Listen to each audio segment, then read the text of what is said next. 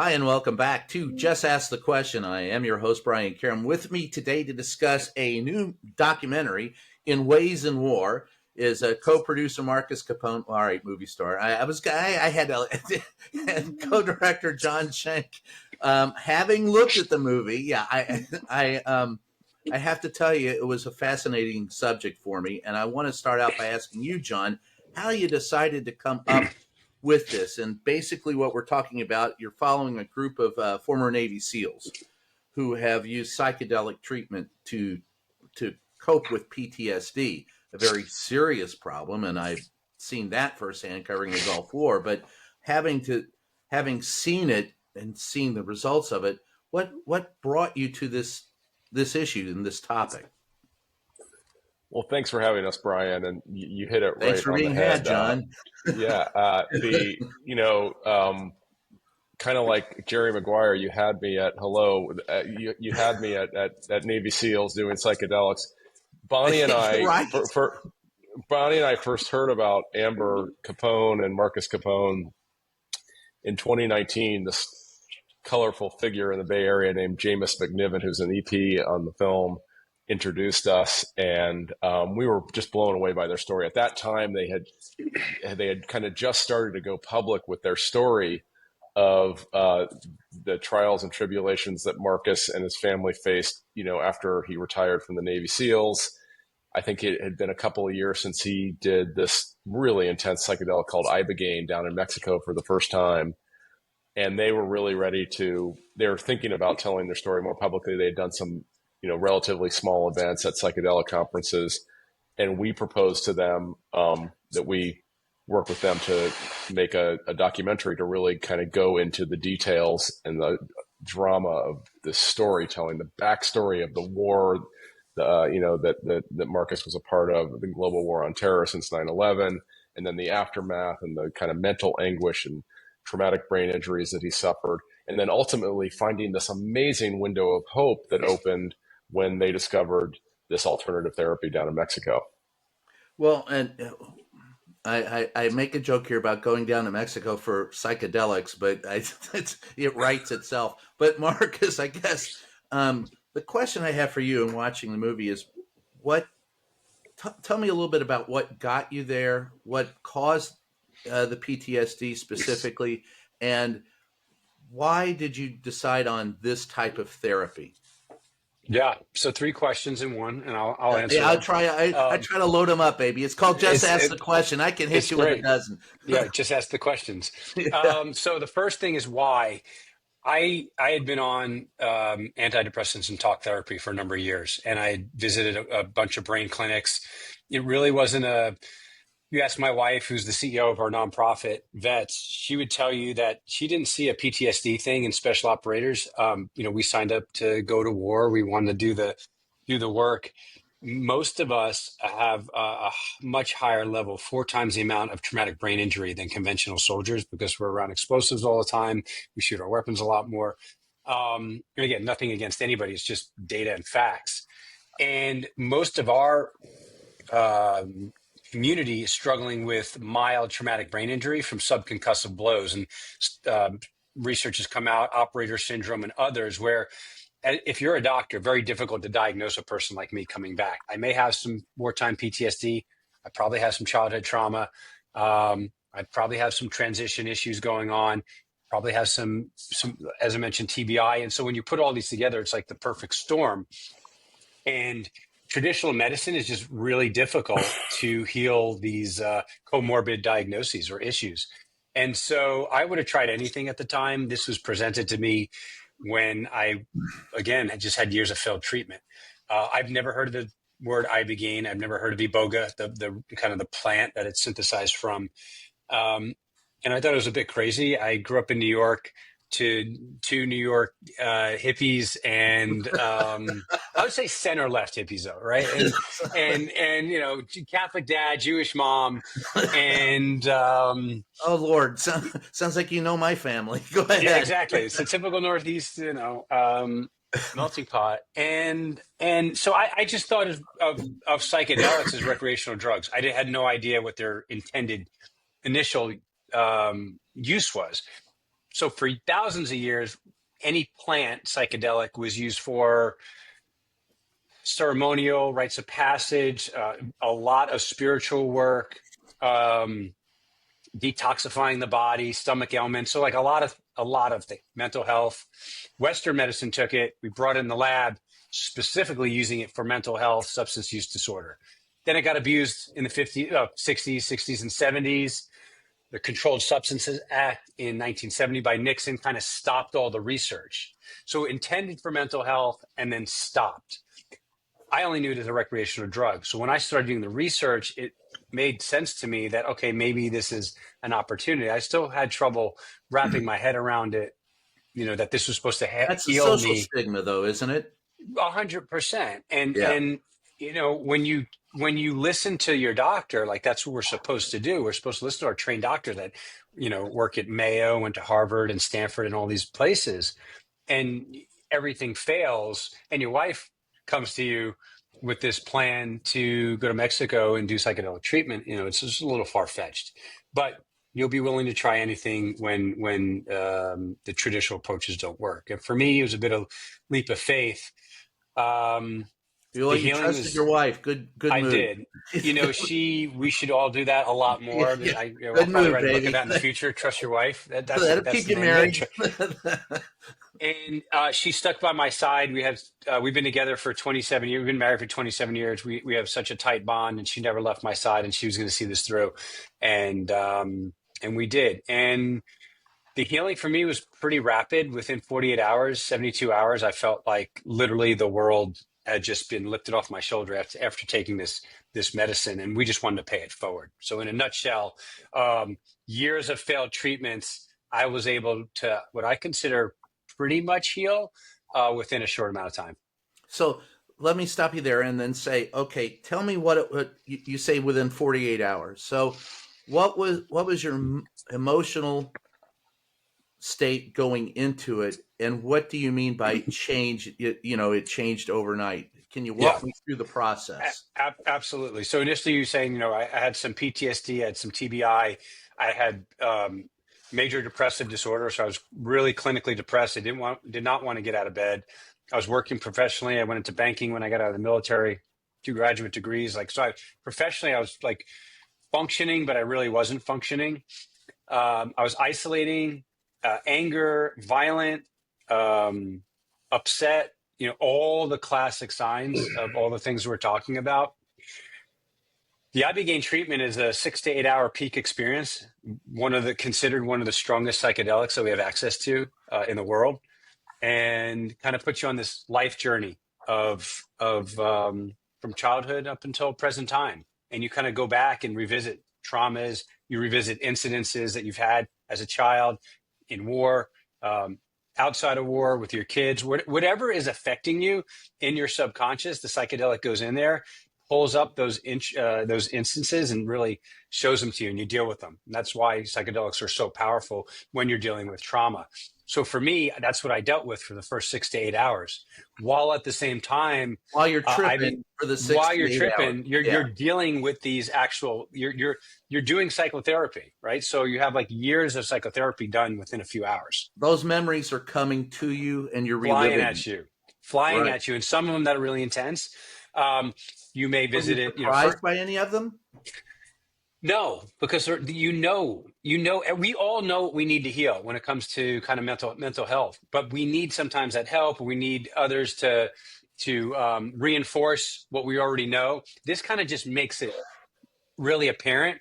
It also quiets your ego. Our egos are control. I would say our protection mechanism. So it quiets the ego to allow a person to heal.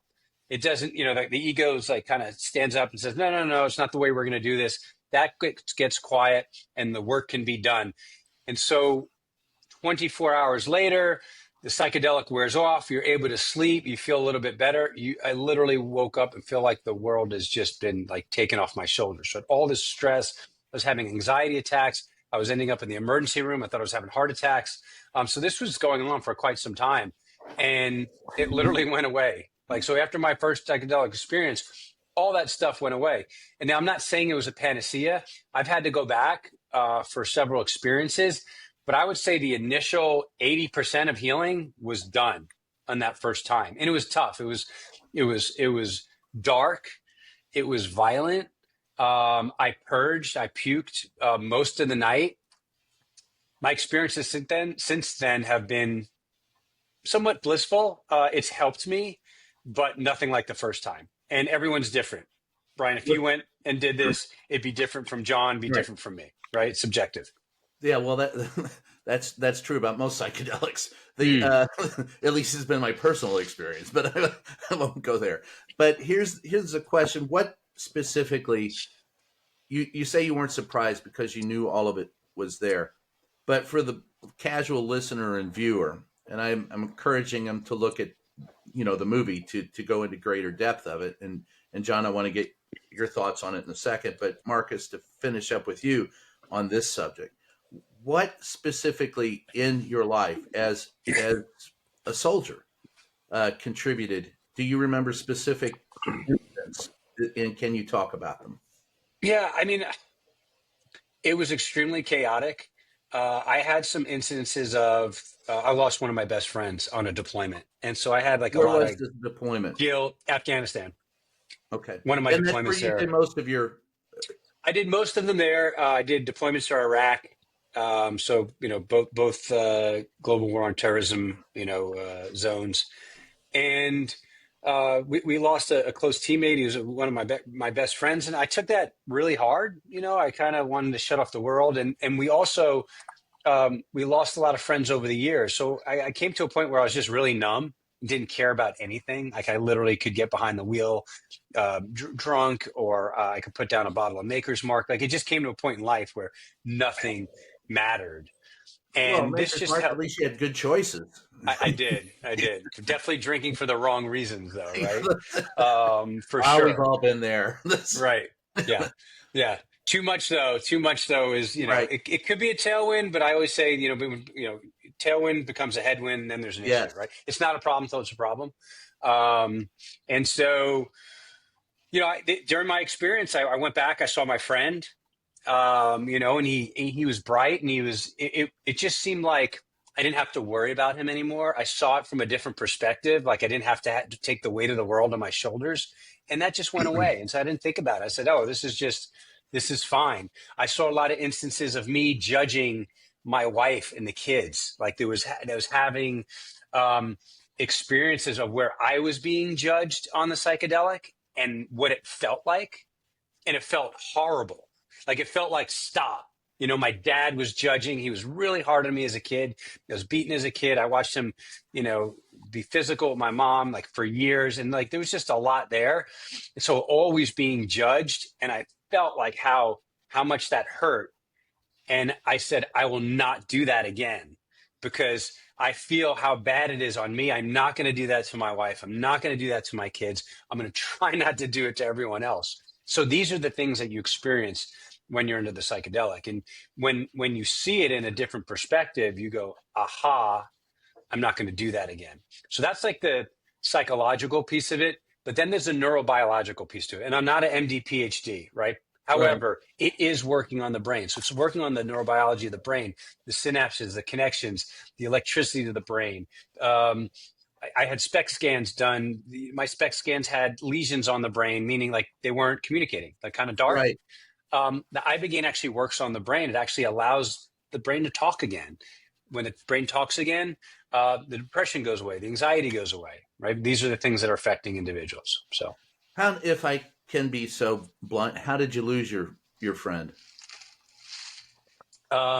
you could look it up. He Yeah. was trying to cross the Konar River in Nuristan province, is in northeast Afghanistan. It's like a gnarly Colorado River at its peak, like class Right. 5, it's whipping. And he was trying to find a way to get across, and he did it at night. It was like a mission set up, and he went out on a tether, and the tether just broke, and he was gone. And we were working with the Afghani National Force there, and they were helping us, and we searched for him the whole night. Like all the assets in the country went to find this individual. We found him 50 clicks down the river, almost 30 something miles.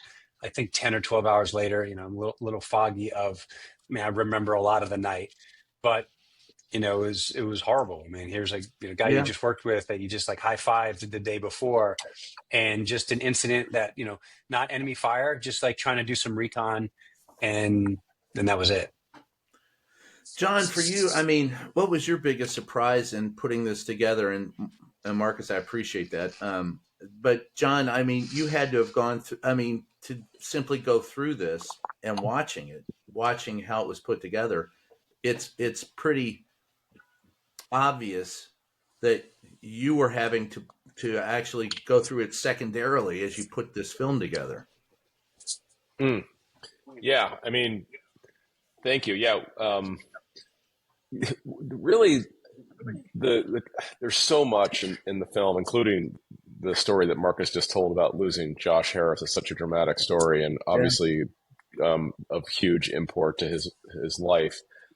The number one thing I think that Bonnie and I walked away with this project is you have these big, vulnerable, big, beefy Navy SEALs who are just like superheroes, right?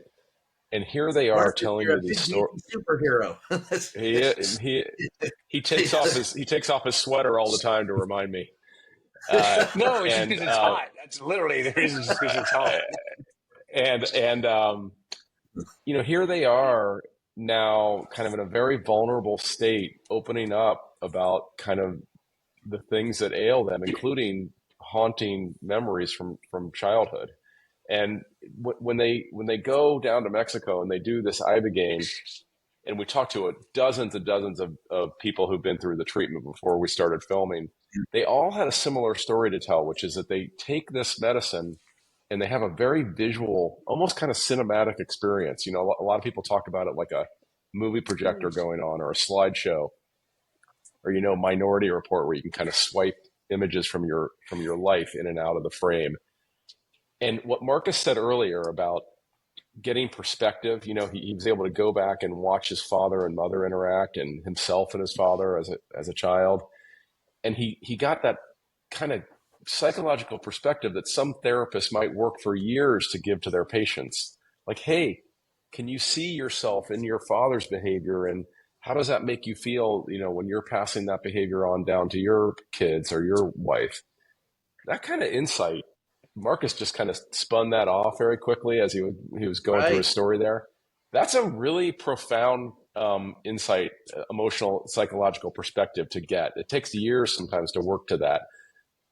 Working with Ibogaine and coming in with the intentions that these guys come in with, that can happen very quickly. And that was very appealing to Bonnie and me as storytellers. We thought, wow, if you can get these guys who were trained to, be the tip of the spear for the American military, and now they're going down and helping each other in this kind of novel way to figure out a new solution to mental health problems that we all face. That's really fascinating stuff, and we try to do that in the film. We obviously follow these guys with cameras down to the treatment. We use animation to go inside their minds to kind of show that perspective shift that Good Marcus is talking animation, by about the way. there. Thank you, Very good. thank you. Yeah, Yeah. we were totally. We knew when we were talking to these guys, we had to figure out a way to put that on screen, because what they experience internally is just so crucial to their transformation as characters. Well, have either of you seen Star Trek: The Next Generation? I'm going to go Hollywood here for a second, but Love Star Trek. pardon? Love Star Trek. Okay. Yeah, me too. So Star Trek: The Next Generation, there is you may be familiar. When I was watching this documentary, it took me to this episode. A guy named Roka Danar, who is a soldier, and he's the government has him behind bars because they say he's a dangerous criminal. But what he is he's suffering from PTSD, and he has helped liberate this one planet, and the planet asks for the help from who they're applying for to be in the Federation of Planets, and so they ask for help from the Enterprise to find this dangerous criminal. And when they find this dangerous criminal, they find out he's suffering from PTSD from helping to liberate the planet. And he represents like dozens of these soldiers that have been, trained, put into the field, and there was no room for them in society, or they felt there was no room for them in society after they returned, and so they were all placed in a basically a large prison, a very nice plush prison, but very prison-like. And as I'm watching this, and I remember just the conversation between the Marina Sirtis, who's playing, uh, basically the psychologist on the deck of the Enterprise, so she's talking to them as the Betazoid, and she gets into their mind and she finds out what's behind it. And I was thinking as I watched this movie, the parallels were interesting, but the most interesting parallel I found was the fact that I don't know if we as a society or a government yet embraces the problems that we put those in the military in when we place them in those situations. It was the awakening of the understanding of what we're doing as a society when we put you in harm's way. We're happy, and we always say thank you for your service, but and hell, during the Vietnam War we didn't even do that, but at least we're saying thank you for your service. But I don't know that the general public understands exactly what it is that you go through. So John, how much of that played into I mean, that had to be a part of the story, because I'm watching it and knowing of the situation myself, I learned quite a bit just watching the documentary, but that had to be on your Yeah, mind. yeah, of course. I mean, well, you're touching on something that, of course, is a problem that we're facing in modern American society. I think that's partly what Marcus and Amber are working on, right? And their life's work now is to try to change policy and legislation around these issues. But I think even if you kind of zoom out another degree of, perspective, the film starts with a quote from the Odyssey.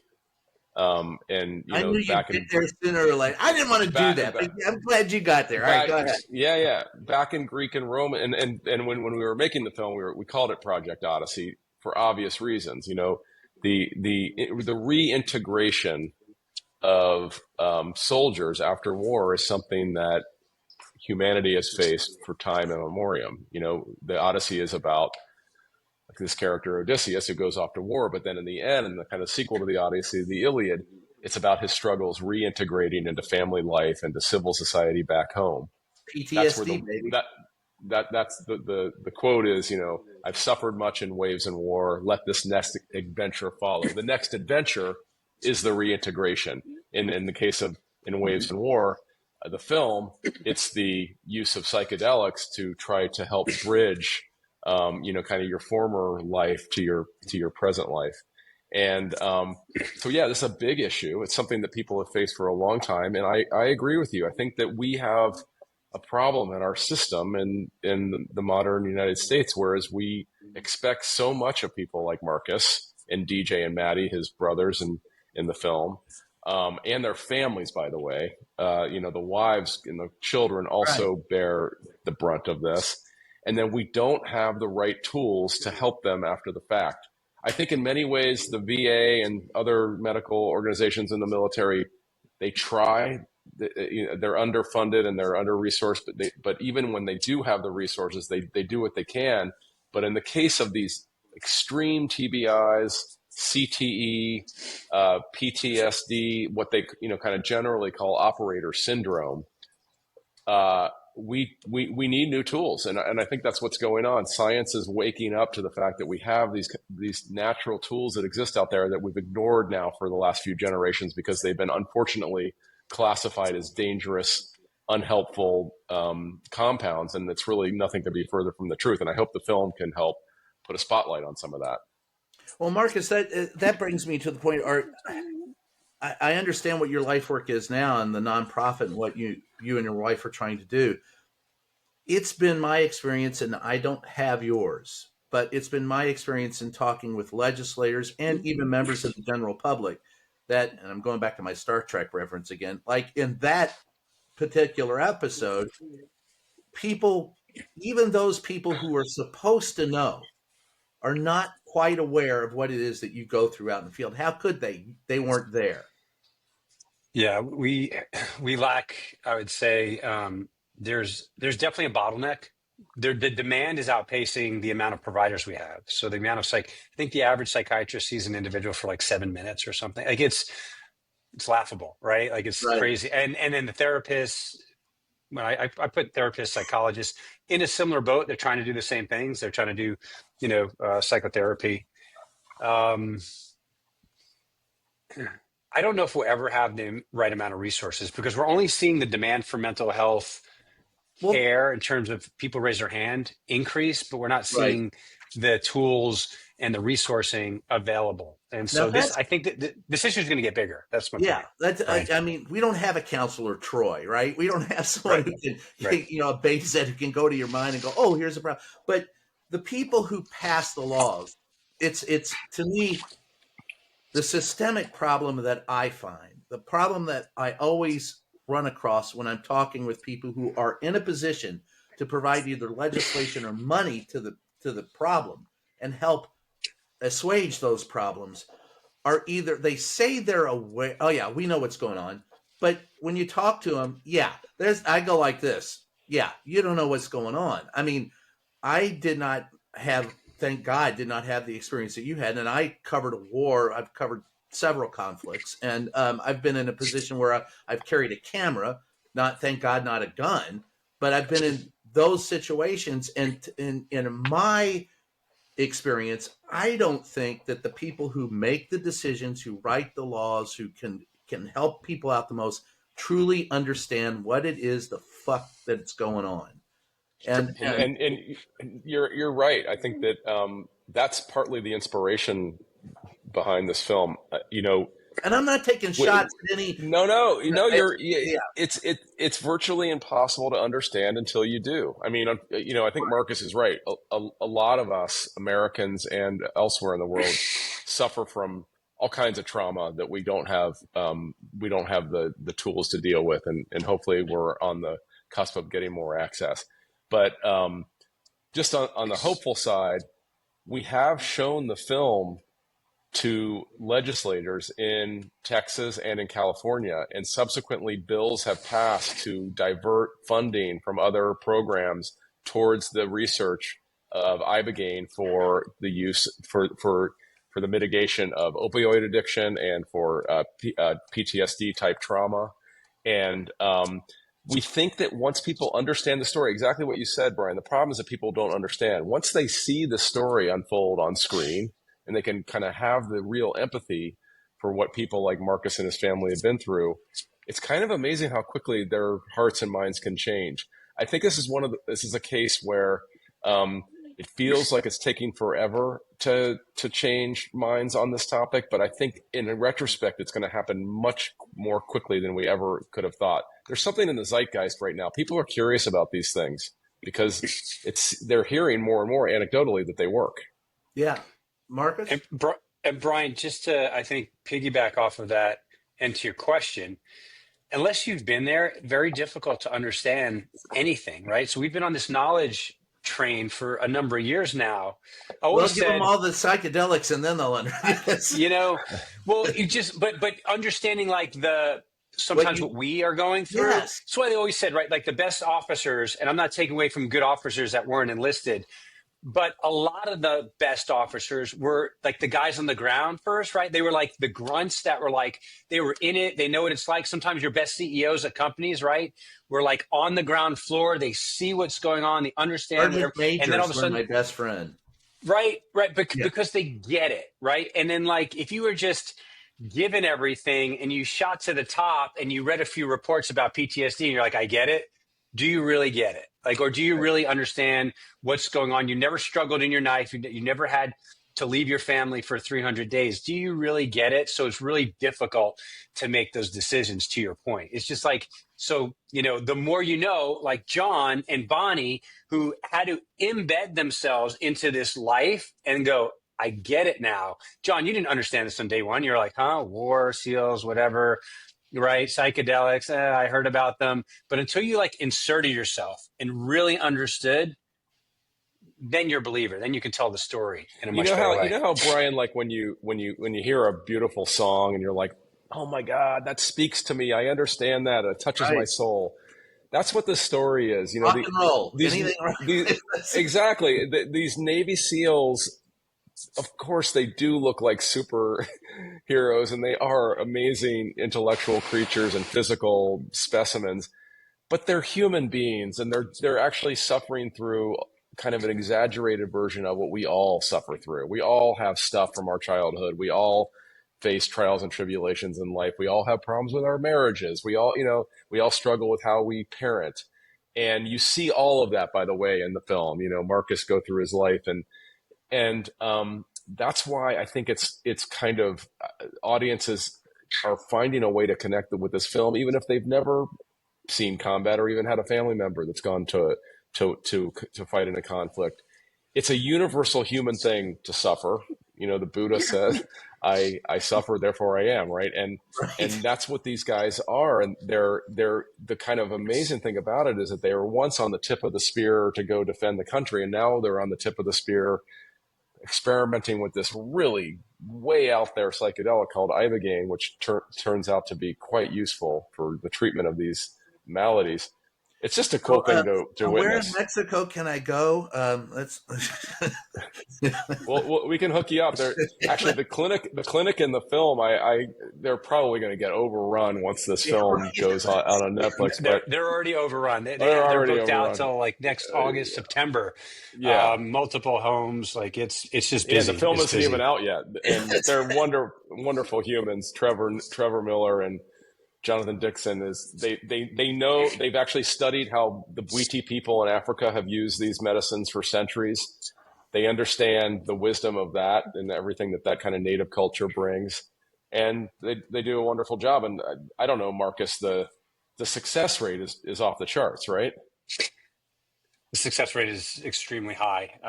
Everything that we've done aside, even the Stanford study was an observational study, but it was still an IRB approved study. But the results they speak for themselves. We're talking about over, 75%, like over 80% response rates. And we're talking about like over 70% like remission rates on all this. But the issue is like, we're dealing with multiple comorbid. So we're dealing with like PTSD and depression, anxiety, substance use. So it's very hard to look at scales, but the effect sizes are huge. Well, here's my question for you, Marcus, and John as well. As I said, I've been in conflict zones, and one thing I've noticed about certain members of the military, and I've had that experience with some of the Navy SEALs I've known, it takes a while for them to admit to themselves that they're vulnerable, because you're built up in a culture where you're not supposed to be vulnerable. In fact, your strength is your strength, and you've got to put it out there and put your life on the line every day. So to even admit some of these vulnerabilities is a difficult task. No? Marcus? Yeah. Amber will tell you, my wife will tell you that, she feels vulnerability is the highest form of strength. When we're willing to admit that we are struggling, that we need help, it makes us human. It makes us leaders. It makes us real. The best leaders are the most, the humble ones, the ones that are not bragging, the ones that are not having false bravado by yelling for no reason. It's just the ones that carry on. Right? There's so many, but the ones that are just true professionals, speak when you really need to speak, doesn't need to raise their voice, just trying to get the point across. That's vulnerability. And vulnerability is just saying, hey, I have a shoulder injury. I'm hurt.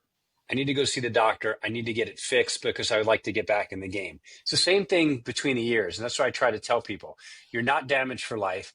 It's something that you may just have to fix temporarily. You fix it and you get back in the game. You're normal. You're still the same person. You're a better version of yourself when you fix it. And so is everybody else around you. Because when you're struggling, like, you're not the only one, right? It's your coworkers, it's your wife, it's your kids. It's like, Joe is not doing well, so nobody around him is doing well, right? Let's fix Joe. If Joe fixes himself, then everybody else gets better. How do you convince? And I'm again going back to the lawmakers and my Star Trek reference, but yeah, how do you when you sit down and talk to a lawmaker, what do you open with? How do you convince them, if specifically if they're skeptical? Mark, Go I'm ahead. curious No, what you have to say, but I just want to insert one little thing is that I really feel, I just want to piggyback on what Marcus said. Sure. Vulnerability as superpower, taking a Navy SEAL who's just been kind of beaten over 300 missions a year, 15 years in a row, 20 years in a row. These guys are at the end of that exhausted and beaten down and just have injuries they can't deal with.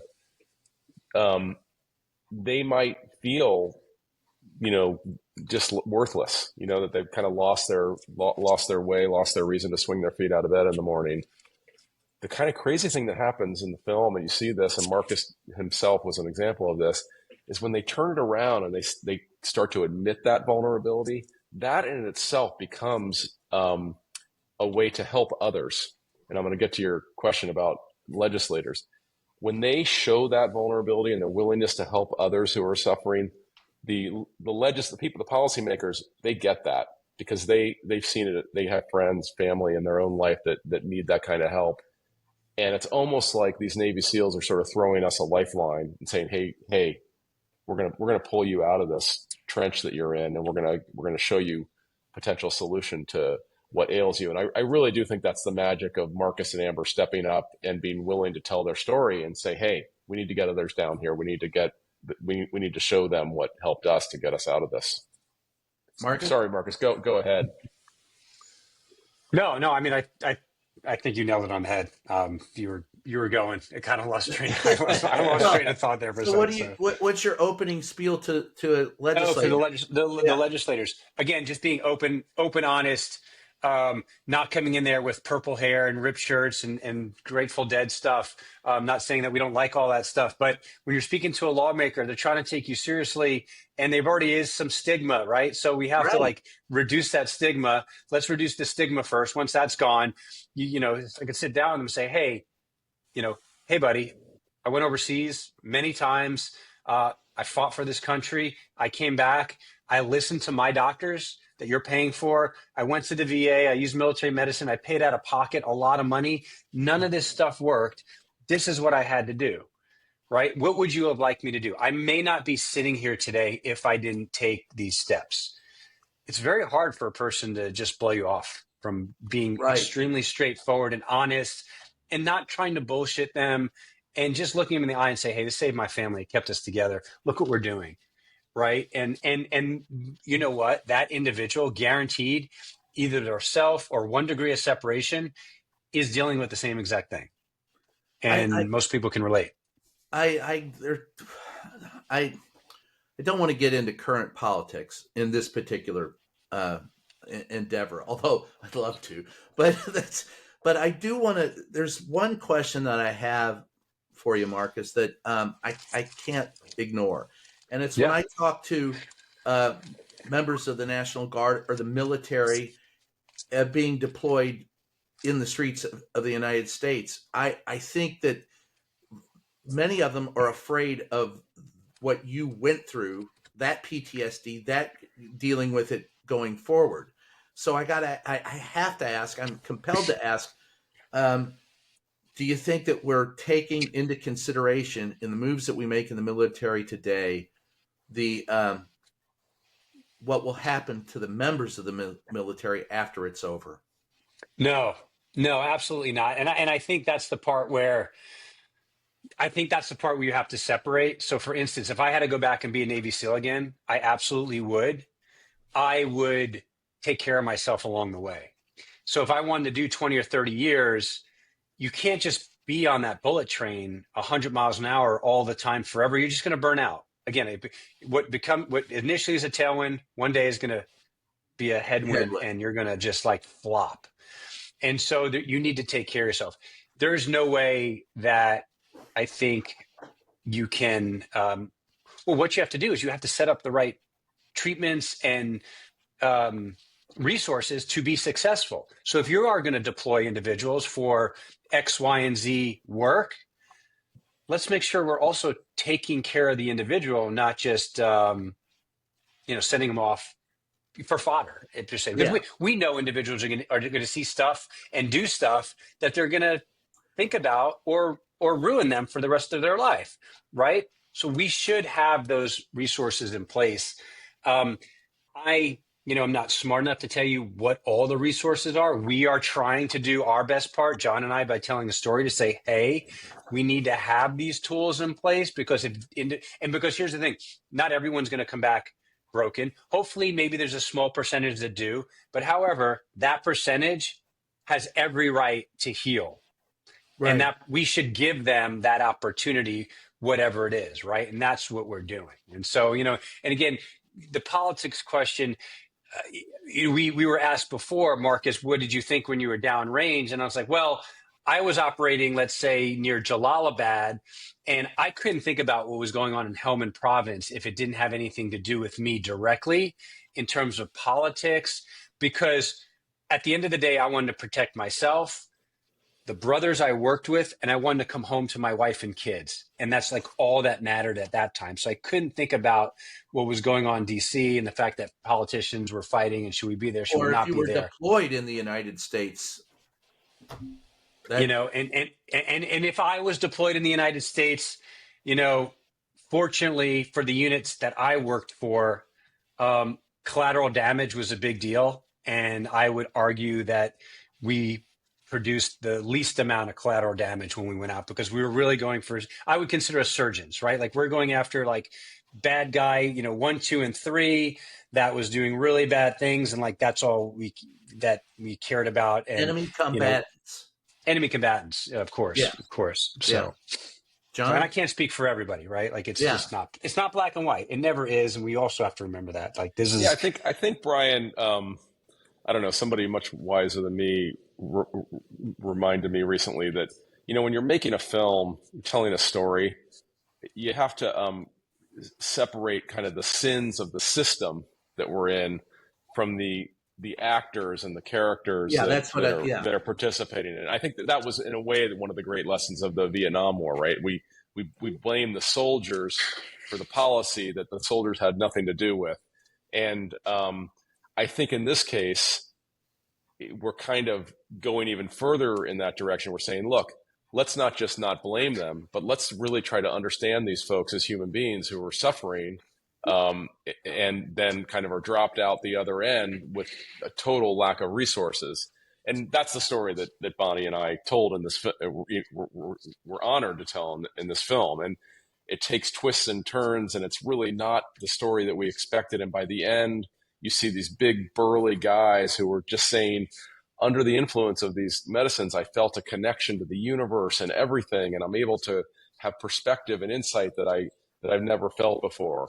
And that was very moving to Bonnie and me, and I think it will be moving to audiences that there's a way to kind of reconnect with ourselves and our communities and our world that are kind of right in front of us, right? It's just we have to kind of get some of the barriers out of the way, and yeah, exactly. Amen. That's so. Last word for all of us, and I want to thank you both.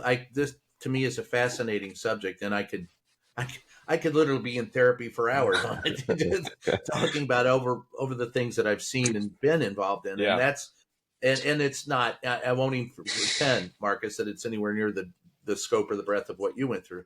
But I will say that at the end of the day, taking a look at what we put people through in the name of the United States, I think is just probably one of the, I find this movie one of the most important things I've actually watched in the last 5-10 years. And I don't know that it gets the attention that it needs, but I'm glad you put you shined a light on it, John. So last words, Marcus. I'll give you John. I'll give you your last word first, but I'll give Marcus the last word. But go ahead. All right. Well, Brian, thank you so much. I totally agree. We haven't spent enough time as a country really thinking about what happens to veterans. It's a very specific story of what happened to special ops and all the veterans of the global war on terror. Every war is different, and this one had its unique problems. And fortunately for the audience out there, I think that we can offer a ray of hope. This is kind of one of those stories. It's very challenging and very difficult to go through, but with a ray of hope at the end. which is something that we're really excited about. And we're just thrilled to be able to share this with audiences on Netflix on November 3rd. There you go. Marcus? Yeah.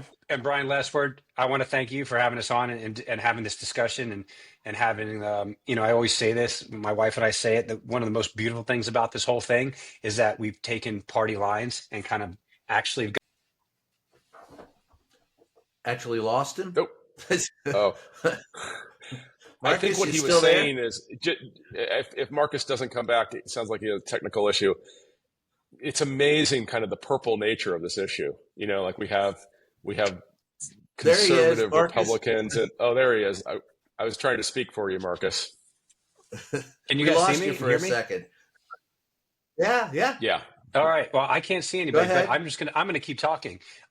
It's brought everybody together. We've put our differences aside. We're more alike than we are not alike. And I love the fact that we can actually talk and agree upon something, go out to dinner, have differences, but like at the end of the day, be family and be connected and work towards a common goal. So for me, I think that's a really cool thing to do. And it doesn't mean we have to agree on everything. We never will. But we can be human and be friends and ask each other about our kids and their college and everything else. And I think that's what's really cool about this. I agree, and I appreciate you all spending the time and doing it. And I will when we finish, you guys got to stick around while it loads. But I just want to say thank you to everyone for joining us on a very special edition of Just Ask the Question. I am your host, Brian Karam, and we'll catch you next time. Okay.